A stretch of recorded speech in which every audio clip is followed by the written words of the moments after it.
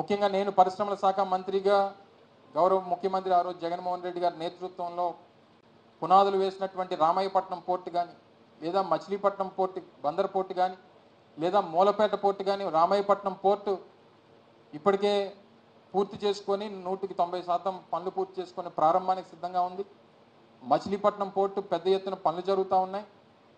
మూలపేట శ్రీకాకుళంలో నిర్మిస్తున్నటువంటి పోర్టు కూడా పెద్ద ఎత్తున పనులు జరుగుతూ ఉన్నాయి. భోగాపురం ఇంటర్నేషనల్ ఎయిర్పోర్టు రన్వే పనులతో పాటు టెర్మినల్ బిల్డింగ్ పనులు ఇప్పటికే దాదాపు 30-40% పూర్తయినటువంటి పరిస్థితులు ఉన్నాయి. వీటన్నిటిని కూడా త్వరితగతిన పూర్తి చేసి ఈ ప్రాంత రాష్ట్ర ప్రజలకి త్వరితగతిన అందుబాటులో తీసుకుని వచ్చి ఉపయోగపడేటువంటి దిశగా కొత్త ప్రభుత్వం పనిచేస్తుందని చెప్పి పూర్తి స్థాయిలో ఆశిస్తూ నూతనంగా ఏర్పడినటువంటి ప్రభుత్వానికి హృదయపూర్వకంగా వారికి అభినందనలు, శుభాకాంక్షలు. నూతనంగా ఎన్నికైనటువంటి శాసనసభ్యులకి, పార్లమెంట్ సభ్యులకి వారికి కూడా శుభాకాంక్షలు, అభినందనలు తెలియజేసుకుంటూ ఈ అవకాశం కల్పించినటువంటి పెద్దలందరికీ, గత 5 సంవత్సరాలు పనిచేసేటువంటి దానికి అవకాశం కల్పించినటువంటి ప్రజలకు, రానున్నటువంటి కాలంలో ప్రజల పక్షాన పోరాటం చేసేటువంటి బాధ్యత తీసుకుంటామని చెప్పి కూడా ఈ సందర్భంగా మరొకసారి మీ ద్వారా తెలియజేసుకుంటూ సెలవు తీసుకుంటా ఉన్నా. Thank you.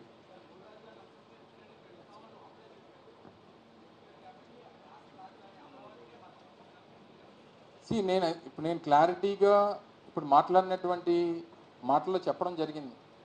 వారి ప్రభుత్వం వారు మొదటి నుంచి ప్రతిపక్షంగా ఉన్నటువంటి సందర్భాల్లో వారి స్టాండ్ వారు చెప్పడం జరిగింది. ఇప్పుడు అధికారంలోకి వచ్చారు, డెఫినెట్గా వారి స్టాండ్ అమరావతిని మా 3 రాజధానులు అనేటువంటి మా విధానంలో అమరావతి కూడా ఇట్స్ పార్ట్ ఆఫ్ ఇట్.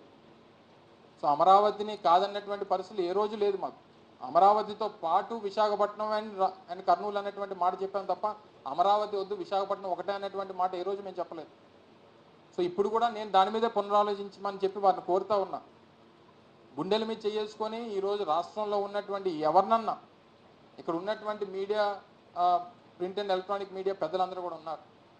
రాష్ట్రంలో విశాఖపట్నం నగరాన్ని మించినటువంటి నగరం, ఇక్కడ ఉన్నటువంటి ఎకనామిక్ గ్రోత్ ఉన్నటువంటి నగరంగా దీన్ని బీటౌట్ చేసేటువంటి నగరాన్ని ఇంకోటి చెప్పండి రాష్ట్రంలో.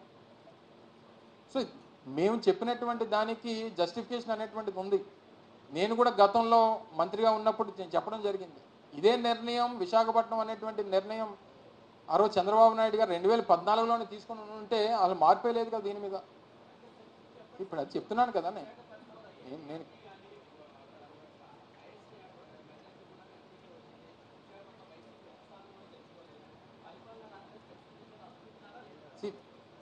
ఉన్నటువంటి దాంట్లో అన్నీ ఇందులో పార్ట్ ఆఫ్ ఓన్లీ విశాఖపట్నం కాదు, రాష్ట్ర వ్యాప్తంగా తీసుకున్నటువంటి నిర్ణయాలు, రాష్ట్ర వ్యాప్తంగా ప్రజలు ఇచ్చినటువంటి తీర్పు అంగీకరించాల్సినటువంటి బాధ్యత వైఎస్ఆర్ కాంగ్రెస్ పార్టీ మీద ఉంది. సో ఇందులోని మీరు ఇది తీసుకున్నారా అంటే మేము తీసుకొచ్చినటువంటి వాలంటీర్ వ్యవస్థని తిరస్కరించినట్ట, లేకపోతే అది బాగాలేదన్నట్ట, లేకపోతే ఇంకొక నిర్ణయాన్ని బాగాలేదన్నట్ట. సో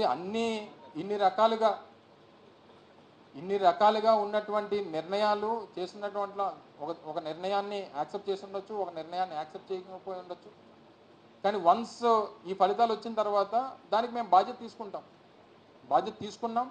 ఏదేమైనప్పటికీ ఇప్పుడు వారు తీసుకున్నటువంటి నిర్ణయాలని రానటువంటి కాలంలో ప్రభుత్వంగా వారు తీసుకున్నటువంటి నిర్ణయాలు పార్టీగా మేము ప్రజల తరపున సమీక్షించుకొని మేము చెప్పాల్సినటువంటి విషయాలు, మేము ఏ రోజన్నా ఏదైనా మాట్లాడామంటే వారు మాట్లాడినటువంటి దానికి నేను సమాధానం చెప్పాను తప్ప మేము ఏ రోజు కూడా కావాలని చెప్పి మాట్లాడడమో లేకపోతే వారు తీసుకున్నారు కాబట్టి మేము దాన్ని వ్యతిరేకించాలనేటువంటి పరిస్థితి ఏ రోజు లేదన్నటువంటి విషయాన్ని కూడా తెలియజేస్తాను.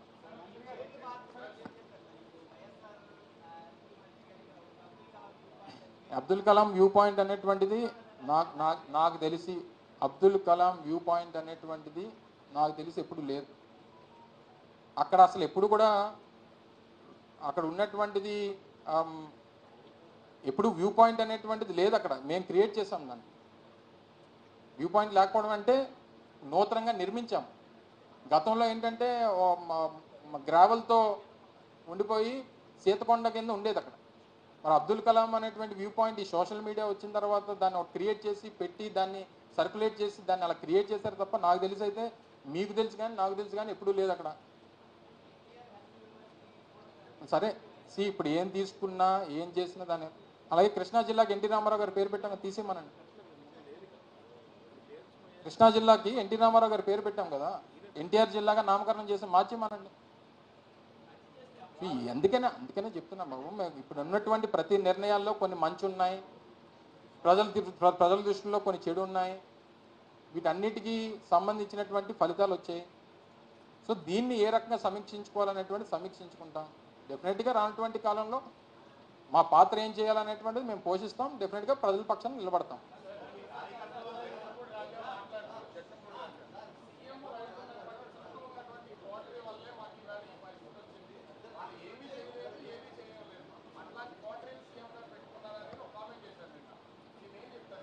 అది వారి వ్యక్తిగతమైనటువంటి అభిప్రాయం.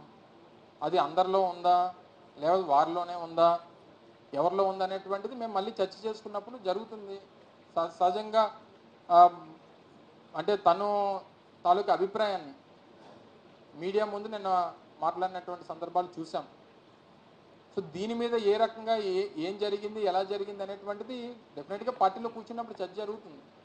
అది వారి అభిప్రాయమా, ఇంకా కొంతమంది ఉన్నారా, లేకపోతే ఇంకా ఎక్కువ మంది ఉన్నారా, లేకపోతే మెజారిటీ అదే అనుకుంటున్నారా అనేటువంటిది చర్చ జరిగినప్పుడు ఇంటర్నల్గా మనం తీసుకోవాల్సినటువంటి ఆ ఆలోచనల్ని ముఖ్యమంత్రి గారి జగన్మోహన్ రెడ్డి గారి దృష్టికి తీసుకుని వెళ్ళి పెట్టేటువంటి ప్రయత్నం చేస్తాం. డెఫినెట్గా అది మళ్ళీ జరగకుండా చూసుకునేటువంటి బాధ్యత వారు తీసుకుంటారని చెప్పి నమ్ముతా ఉన్నాం.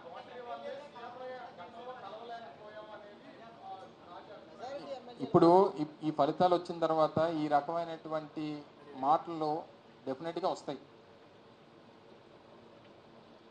ఈ పరిస్థితుల్లో ఇప్పుడు ఉన్నటువంటి ఫలితాన్ని చూసిన తర్వాత, ఇందాక ఎవరో ఇక్కడి నుంచి నేను మాట్లాడుతున్నప్పుడు అన్నారు వాలంటీర్లు కూడా యాక్సెప్ట్ చేయలేదు కదా అని చెప్పి. ఒకసారి ఈ ఫలితాలు వచ్చిన తర్వాత అందరికీ చులకన. సో ఈ పరిస్థితుల్లో వచ్చినటువంటి దానికి ఏంటి కారణం, ఏంటి అనేటువంటిది మాకు సమీక్షించుకునే జరిగి 48 గంటలైంది. ఫలితాలు వచ్చి 48 గంటలైంది. మేము ఆలోచించుకోవడానికన్నా, వచ్చినటువంటి ఫలితాలను సమీక్షించుకోవడానికన్నా, రాష్ట్ర వ్యాప్తంగా ఉన్నటువంటి నాయకత్వాన్ని కూర్చోబెట్టి అందరి అభిప్రాయాలు తీసుకోవడానికన్నా ఇంకా మేము సమయం ఉంది. మేము తీసుకుంటాం, అందరితో చర్చిస్తాం. డెఫినెట్గా ఇవన్నీ సమీక్షించుకొని బయటపడితేనే కదా. కొంతమంది ట్యాంపరింగ్ అని అంటున్నారు. ట్యాంపరింగ్ అని చెప్పని అనుకుంటే అమాయకత్వం అవుద్ది. ట్యాంపరింగ్ అని చెప్పని అనుకుంటే సరే, ఏం జరిగింది అనేటువంటిది పక్కన పెడదాం. ట్యాంపరింగ్ అని చెప్పి మమ్మల్ని మేము అనుకుంటే రేపు మేము దీని నుంచి ఎలా బయటపడతాం? ఇది నిజంగా ప్రజలు ఇచ్చినటువంటి ఫలితం అని చెప్పి మేము అలా భావిస్తేనే రేపు దీని నుంచి బయటపడి రేపు మళ్ళీ అధికారంలోకి వచ్చేటువంటి దానికి అడుగులు వేస్తాం. సో చెప్పండి.